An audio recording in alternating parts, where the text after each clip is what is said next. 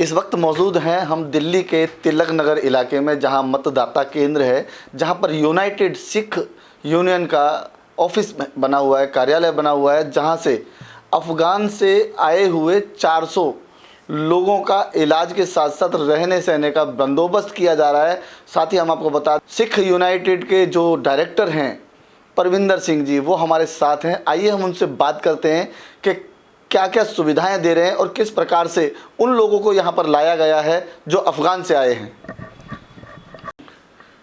नमस्कार जी। हाँ, सबसे पहले तो मैं GNN न्यूज़ और जस्ट न्यूज़ वालों को शुक्रिया अदा करना चाहूँगा कि उन्होंने हमें आज कवर करने के लिए, जो अफ़गानिस्तान से हिंदूज़ और सिख शरणार्थी आए हैं उनकी मदद के लिए यूनाइटेड सिक्स जो कार्य कर रही हैं उसके लिए ये आज ये कवरेज करने आए हैं। सर, ये जो अफ़गान से जो लोग आए हैं यहाँ, वो कब आए हैं और किस प्रक्रिया के हिसाब से आए हैं? अब उनको कैसे और किस तरीके से सुविधाएं आप देंगे? मैं यहाँ पे थोड़ा सा बैकग्राउंड में बताना चाहूँगा कि अफ़गानिस्तान में जो हालात हैं वो ठीक नहीं थे, तो इंडियन गवर्नमेंट ने इन्हें जो है CAA के अंडर बुलाया है। और ये प्रोसेस जो है पिछले बहुत टाइम से चल रहा था। CAA के अंडर तो इन्हें इस बार बुलाया गया। पहले ये 2018 में जब अटैक हुआ था तब भी ये फैमिलीज़ आई थी। इस वक्त जो है जुलाई से लेके अभी तक ऑलमोस्ट जो है 400 लोग जो हैं यहाँ आ चुके हैं अलग अलग बैचेस में। लास्ट बैच जो है 160 लोगों का आया था यहाँ पे 3 सितंबर को। तो यहाँ पे वहाँ सिचुएशन इतनी ख़राब थी कि उनके लिए रोज़मर्रा की ज़िंदगी जीना बहुत मुश्किल हो चुका था। जितने भी वहाँ लोग रह रहे थे उन्हें गुरुद्वारे के अंदर शरण लेके रहना पड़ रहा था। तो इसीलिए ये सारा कार्य किया गया और उन्हें यहाँ बुलाने की उपराला किया गया जो है। सिख यूनियन जो है, सिख यूनाइटेड सिक्स जो है, वो वहाँ से जो लाने की जो प्रक्रिया थी वो यूनाइटेड सिख यूनियन की थी या किसी और की थी? मैं यहाँ बताना चाहूँगा कि बहुत सारी संस्थाएं हैं जो मिलके ये सारा काम कर रही हैं। यूनाइटेड सिक्स ने ये कार्य किया कि क्योंकि इनमें से ज़्यादातर लोगों के जो हैं पासपोर्ट्स तक नहीं थे, उनके पासपोर्ट्स बनाने से लेके उनके वीज़ास बनवाने तक का सारा काम जो है यूनाइटेड सिक्स की टीम ने किया। उन्हें साथ में इन सारे कार्यों के लिए जो है कुछ ना कुछ कैश भी उपलब्ध कराया गया। बाकी डिफरेंट एजेंसीज़ हैं, कुछ इंडिविजुअल्स हैं, जैसे USA से मिस्टर बेदी हैं, मिस्टर सेठी हैं, दिल्ली से इंडिया से जो हैं मिस्टर विक्रमजीत सिंह सानी हैं, वर्ल्ड पंजाबी ऑर्गेनाइजेशन से, दिल्ली गुरुद्वारा प्रबंधक कमेटी हैं, और जो अफ़गानिस्तान कम्युनिटी का यहाँ खालसा दरबार, और एक इनके बहुत जो हैं सीनियर लीडर थे सरदार खजिंदर सिंह जी, जो पिछले हफ्ते ही जो है उनकी डेथ हुई है। हम सबसे पहले उसके लिए हम अफसोस जाहिर करना चाहेंगे। इन सब ने भी कुछ ना कुछ कंट्रीब्यूट किया है जिसकी वजह से आज यहाँ पे आए हैं। और मैं यहाँ पे अब हमने यूनाइटेड सिक्स ने ये महसूस किया कि इन लोगों की जो है रीसेटलमेंट करने के लिए हमें यहाँ पे इनको एक हेल्प डेस्क की फैसिलिटी प्रोवाइड करनी चाहिए। तो हमने यहाँ तिलक नगर में कम्युनिटी सेंटर में जहाँ यूनाइटेड सिक्स का ऑफिस है वहाँ हमने ये हेल्प डेस्क स्टार्ट किया है। तो मैं यहाँ एक ऐड बताना चाहूँगा कि जो हेल्प डेस्क के थ्रू हम फैसिलिटीज़ प्रोवाइड कर रहे हैं आज की डेट में, एक तो मेडिकल की फैसिलिटी है जहाँ पे इनके इलाज के लिए हम इनको जो है गवर्नमेंट हॉस्पिटल से मोहल्ला क्लिनिक्स के थ्रू जो आम आदमी पार्टी ने खोल रखे हैं, तो वहाँ से इनको मेडिकेशन जो रेगुलर टाइप की है वहाँ मेडिकेशन इनको प्रोवाइड करवाते हैं। इसके अलावा जो है जो बड़ी ट्रीटमेंट्स हैं, अगर किसी का कोई बड़े टेस्ट होने हैं या कोई ऑपरेशन होना है तो वहाँ हम यहाँ गुरु गोविंद सिंह हॉस्पिटल है रजौरी गार्डन के पास, वहाँ से इनकी ये ट्रीटमेंट्स करा रहे हैं। आने वाले टाइम पे हम इनको जो इनके डॉक्यूमेंट्स हैं वो प्रोवाइड करवाने की कोशिश करेंगे, जिनमें चाहे वो आधार कार्ड हैं, चाहे वोटर कार्ड्स हैं, एज़ पर गवर्नमेंट नॉर्म्स, वो हम इनकी मदद करेंगे, इनको सपोर्ट करेंगे, इनको गाइड करेंगे कि ये अपने ये जो हैं डॉक्यूमेंट्स प्रिपेयर करवा सकें। इसके अलावा यहाँ पे हमने जो फैसिलिटी स्टार्ट की है, कुछ परिवार हमारे पास ऐसे आए हैं जिनको हम रीसेटलमेंट के लिए पूरा 2 साल तक उनको सपोर्ट करेंगे, जिसमें राशन की फैसिलिटी मंथली होगी, उनके रेंटल हो गया, वन टाइम उनको जो है हाउस होल्ड्स गुड्स हैं वो सारी चीज़ें प्रोवाइड करेंगे और इनका ये सारा खर्चा यूनाइटेड सिक्स तकरीबन 2 साल के लिए बियर करेगा। इसके अलावा जो है इनके लिए सबसे बड़ी प्रॉब्लम जो है, अभी तक इनके पास सिर्फ 6 महीने का वीज़ा स्टेटस है। इनको रिफ्यूजी स्टेटस दिलवाने के लिए हमारी ऑलरेडी बातचीत जो है यूएनएचसीआर के ऑफिशियल से चल रही है और हम यूनाइटेड सिक्स जो है यूएनएचसीआर और अफ़गान कम्युनिटी के बीच में एक ब्रिज का काम करेंगे कि जिससे कि हम इनको उनसे इंट्रोड्यूस करा के और उनकी जो रिक्वायरमेंट्स हैं फुलफ़िल करा के इनके थ्रू और इनको रिफ्यूजी स्टेटस या जो स्टेटस यूएनएचसीआर इन्हें प्रोवाइड करेगा वो हम इनको दिलवा सके।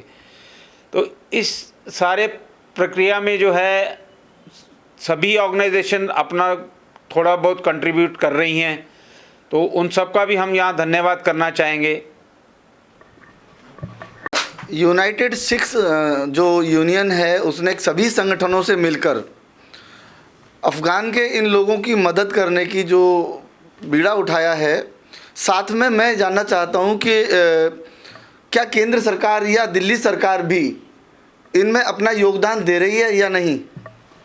मैंने जैसे पहले बताया कि इनको यहाँ इंडिया लाने का प्रोसेस था जो इंडियन गवर्नमेंट की पहल के तहत ही किया गया, तो ये उन्हीं का इनिशिएटिव था। हम उनका शुक्रिया अदा करना चाहते हैं क्योंकि वहाँ हालात इतने बद से बदतर होते जा रहे थे जिसकी वजह से इन्हें लाना यहाँ पे बहुत ज़रूरी था। तो सेंट्रल गवर्नमेंट ने इसमें सारा ही सपोर्ट उन्हीं का था। उसके अलावा अब जैसे मैं बता रहा था कि मेडिकल फैसिलिटीज़ हैं, दिल्ली गवर्नमेंट का, आम आदमी पार्टी का हमें पूरा सहयोग है। हमारे लोकल एमएलए जरनैल सिंह जी जो हैं उनकी तरफ से हमें पूरा कॉपरेशन मिलता है। कभी भी किसी भी स्टेज पे हम कोई मदद चाहते हैं तो वो दिल्ली सरकार हमारे साथ खड़ी होती है।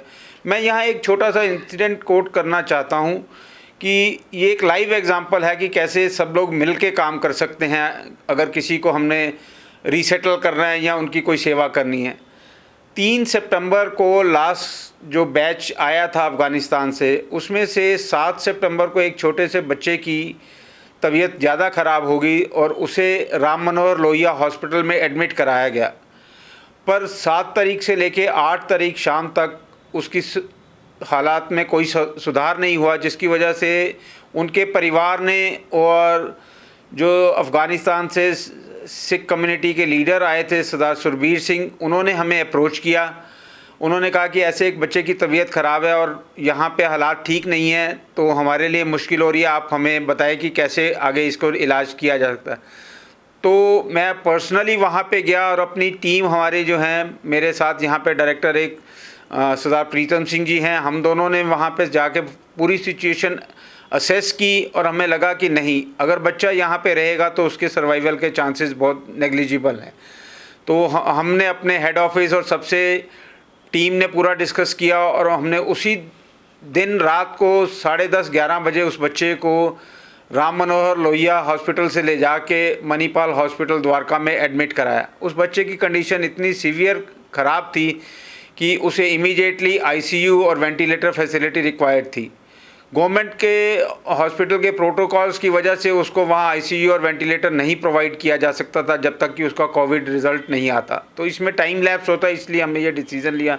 आज मेरे को ये बताते हुए बहुत खुशी महसूस हो रही है कि सब लोगों की मदद से और ऊपर वाले की कृपा से जो है आज बच्चा वो स्वस्थ है और आज ही उसे अभी थोड़ी देर पहले हम मणिपाल हॉस्पिटल से डिस्चार्ज करा के उसको अपने पेरेंट्स के साथ घर भेजा है।